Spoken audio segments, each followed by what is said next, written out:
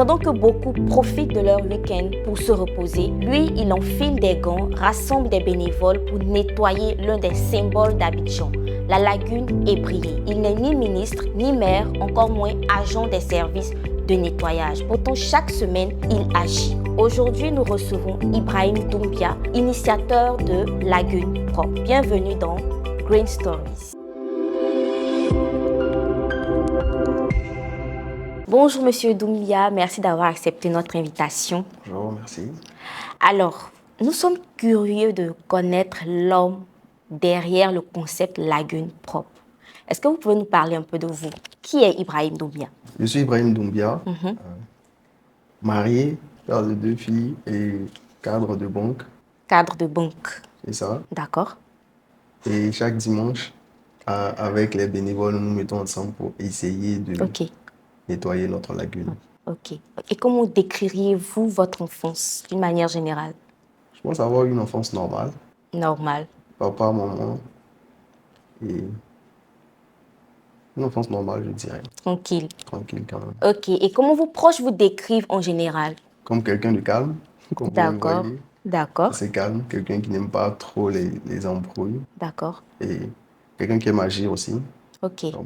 Comme le concept lagune propre. Ok. Et quelqu'un qui prend de grandes décisions pour sa vie également, pour la vie de sa famille. Ok. Mais justement, à quel moment vous vous dites « je dois agir pour mon pays, je ne dois plus rester spectateur » ? Je dirais que j'ai vécu la première partie de ma vie assez simplement. D'accord. Parce que je me dis, quand on a dépassé 30 ans, on a déjà dépassé la première partie. C'est vrai. Donc je me suis dit que c'était quand même assez simple, aller à l'école et tout ça.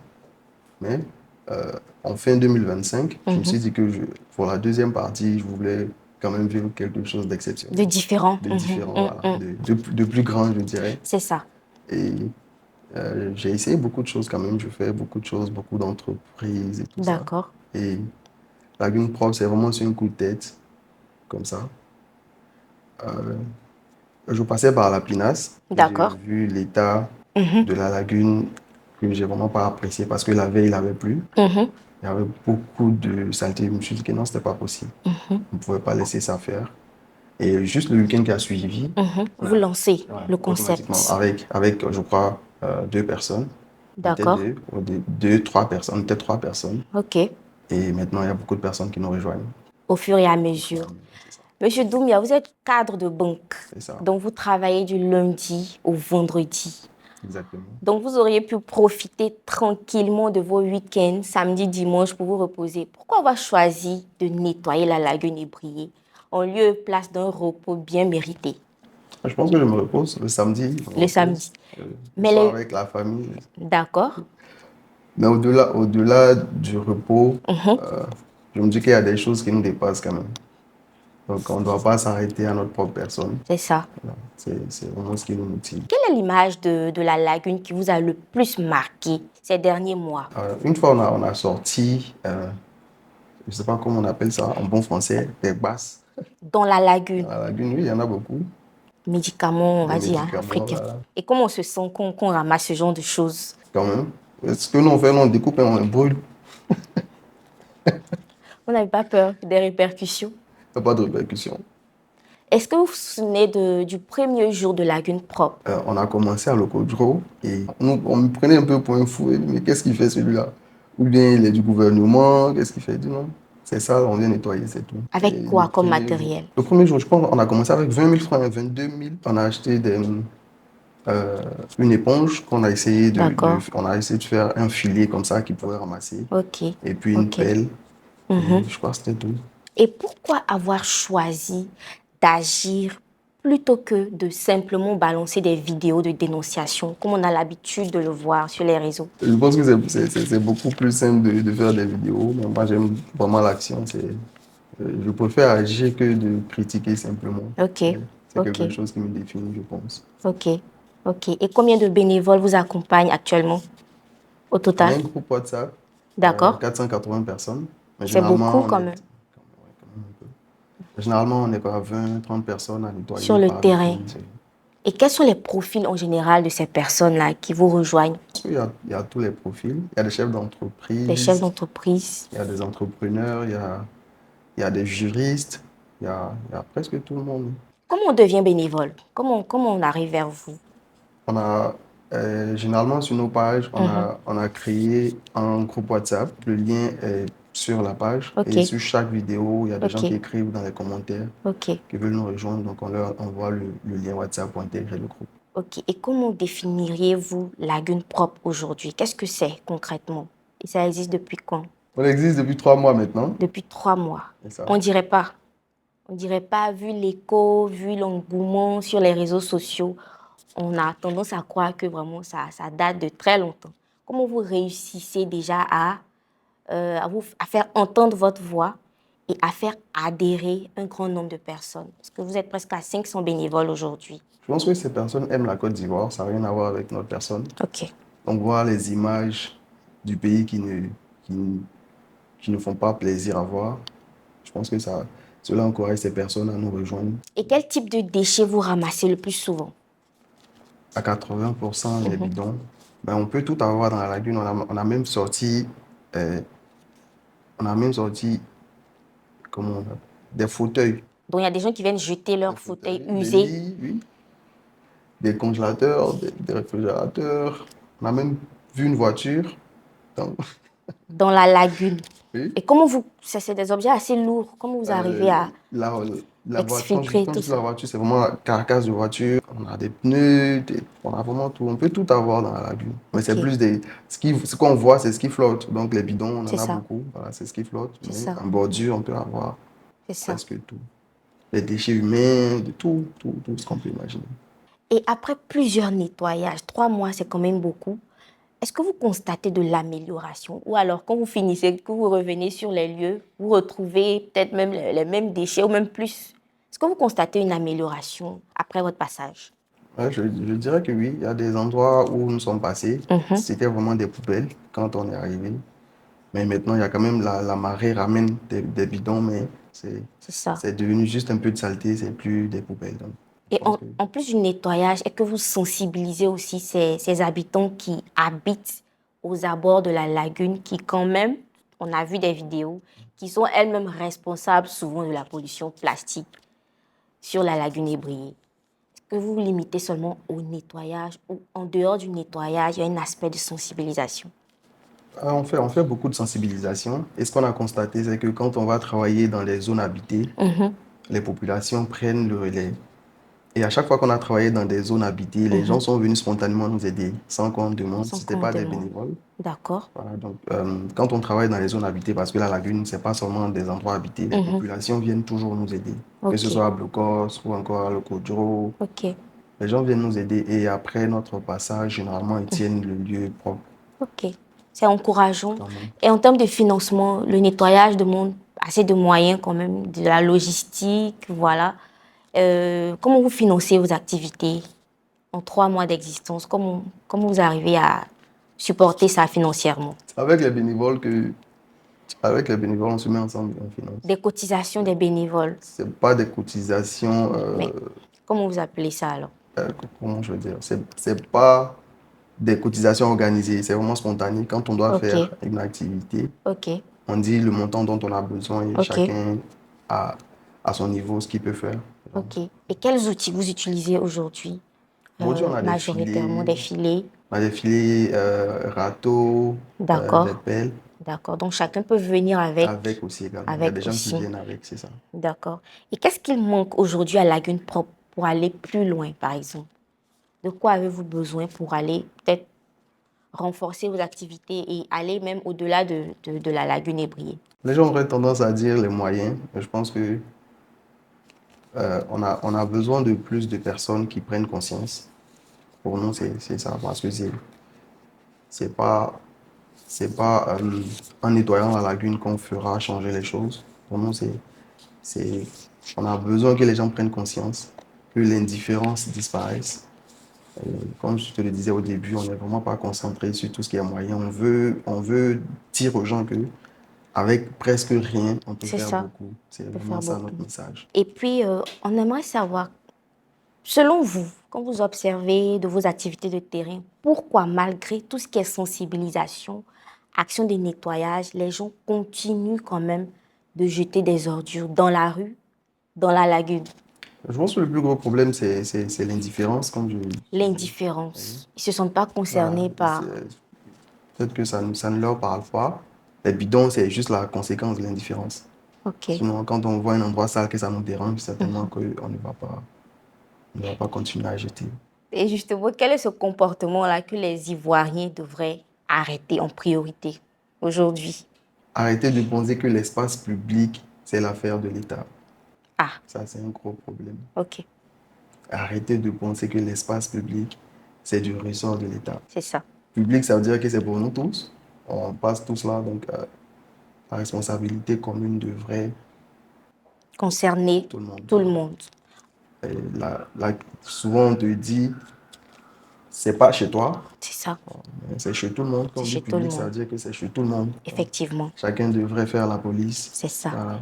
Concernant l'environnement, on a des ministères, des agences, je sais que vous les connaissez, qui sont chargés de gérer quand même ce pan-là de notre Côte d'Ivoire. Selon vous, est-ce que ces autorités-là font suffisamment pour protéger l'environnement? Très sincèrement, pour moi, je dirais que à cette question, j'aime bien répondre pour dire que dans le gouvernement, il y a 30 personnes maximum. Mhm, En Côte d'Ivoire, aujourd'hui, on est plus de 30 millions de personnes.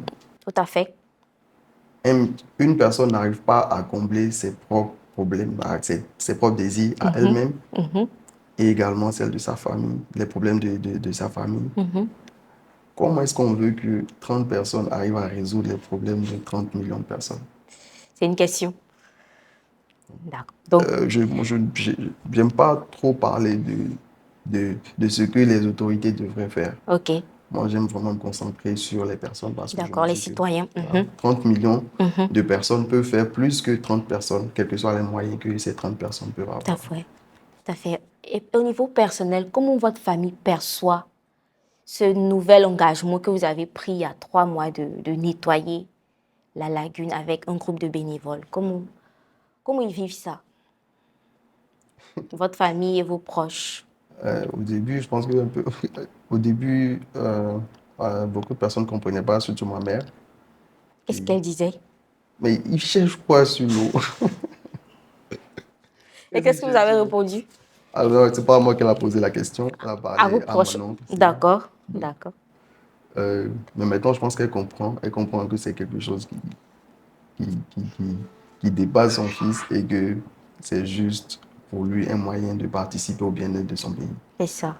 C'est ça. Et qu'est-ce que cette activité? Il y a mon Oui, on épouse y va. également qui me soutient beaucoup Ah, elle n'a dans pas, cette elle n'a pas été activité. surprise de voir qu'un matin, vous décidez chaque dimanche de plonger les mains dans l'eau. Elle n'a pas été surprise. Elle vous a accompagné Oui, quand même. Les samedis lui appartiennent, les dimanches, c'est pour la lagune. pour la lagune.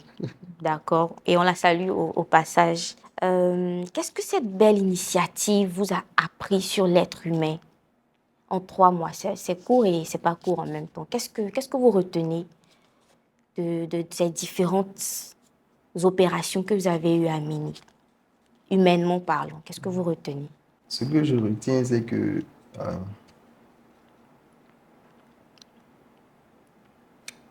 quand on fait quelque chose pour rien, on a plus que quand on fait quelque chose pour quelque chose. Je ne sais pas si je me fais comprendre, mais euh, on arrive plus à toucher les gens quand on le fait gratuitement, Sans rien attendre en sans rien retour. attendre. OK. Et OK. les gens sont plus aptes à aider quand ils savent que c'est sans intérêt. Quel est votre plus beau souvenir quand vous passez en revue ces journées de nettoyage, le nouveau bénévole qui arrive?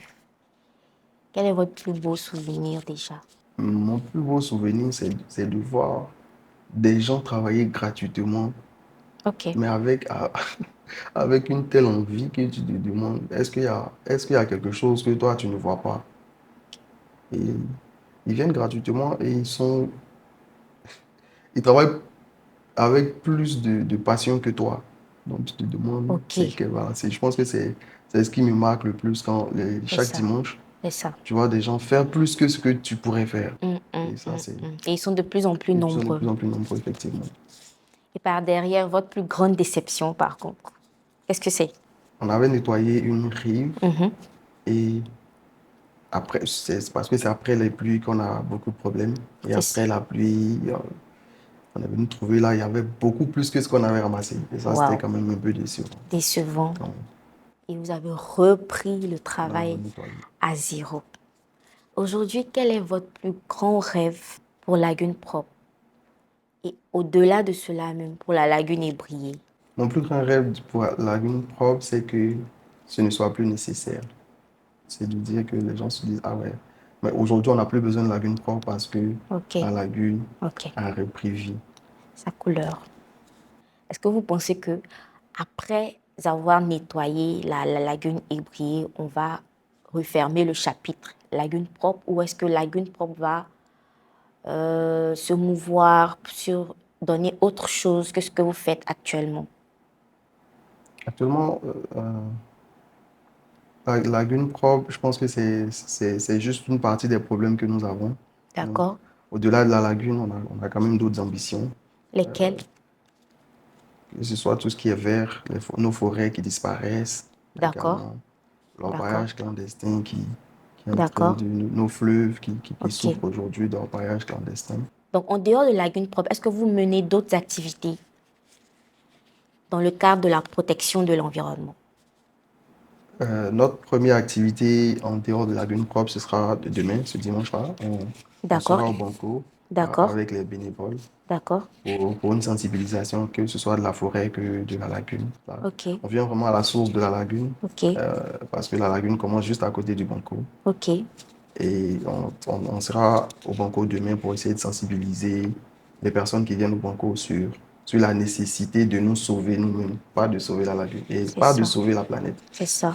Parce qu'on entend beaucoup qu'on doit sauver la planète, mais je pense que c'est nous que nous devons sauver C'est vrai, c'est nous qui avons besoin de la de cet planète. environnement. C'est vrai. Et quel défi vous aimeriez lancer aujourd'hui aux Ivoiriens qui nous suivent en termes d'engagement, de prise de conscience? Le défi que je voudrais lancer aux Ivoiriens, c'est de, c'est de leur dire dans chaque quartier, surtout les jeunes, se mettre ensemble pour éviter que leur quartier soit sale. Ça, c'est le plus gros défi que je lancerai aux Ivoiriens. Quitter dans l'idée de dire que quelqu'un va venir ramasser. Ils se mettent ensemble dans leur quartier pour ramasser tout ce qui est ordure aujourd'hui. Et au-delà de ce ramassage, veiller à ce que plus personne ne jette n'importe comment. Ok. Donc, Faire la police, plus ou en moins, quelque sorte. en quelque sorte. Sans frapper personne. Qu'est-ce que vous allez répondre à ceux qui vous diront, par exemple, on n'a pas de moyens, on n'a pas de moyens pour nettoyer, ou c'est vraiment pas notre rôle, il nous faut des moyens, il nous faut de l'argent Je pense que ça, c'est la réponse la plus simple à tous les problèmes qu'on peut facile. avoir. C'est la réponse la plus facile. Et comme je disais au départ, la Lagune propre, on a commencé avec 22 000, je crois bien. C'est ça. Donc, on ne peut pas se baser sur les moyens pour ne pas faire quelque chose.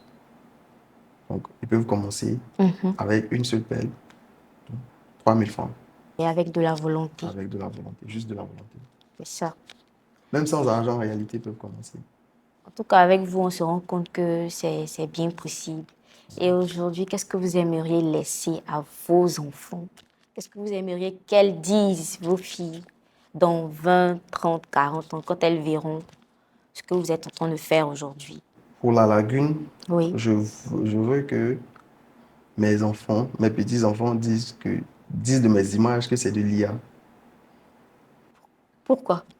Parce que la lagune sera très belle Ok, en ce ok. moment-là Elle aura même. totalement Ouais, elle changé aura de totalement visage. changé. Ok, Donc, ils penseront. Quand on va leur montrer ces images, ils c'est diront ça. que non, c'est pas possible. Papa a juste truqué les images pour nous faire croire à quelque chose qui n'a jamais existé. Ça n'a jamais existé.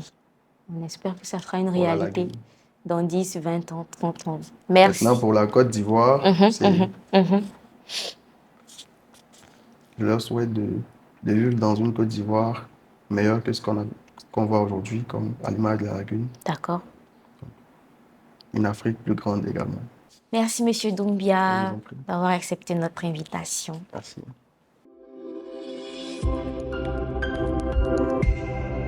Chez GreenAfrica.net, nous croyons que les grandes transformations naissent souvent par de petites décisions. Ibrahim Doumbia nous montre qu'il n'est pas nécessaire d'attendre une fonction officielle pour agir pour l'environnement. Il suffit parfois d'une paire de gants et de la volonté de faire sa part.